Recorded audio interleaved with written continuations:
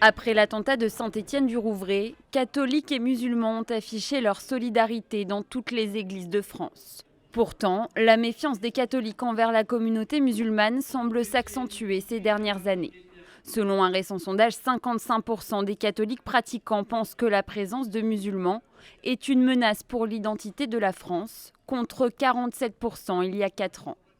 À la sortie de la messe à la paroisse de la Madeleine, les fidèles disent comprendre le résultat de ce sondage, mais ne partagent pas tous le même avis. Certains signes me gênent un peu.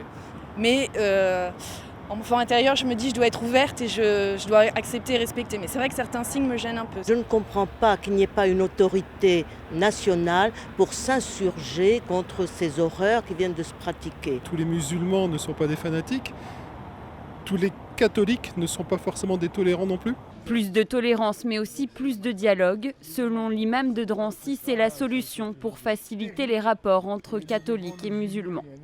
Il faut créer un climat de dialogue partout, vraiment un vrai travail d'interreligieux, de dialogue et d'enlever tous les préjugés. Sinon, malheureusement, on va tomber dans un sondage pire que ça. Sur l'ensemble de la population, 63% des Français refusent de faire des amalgames, mais seule une petite moitié des catholiques pratiquants partagent cette opinion.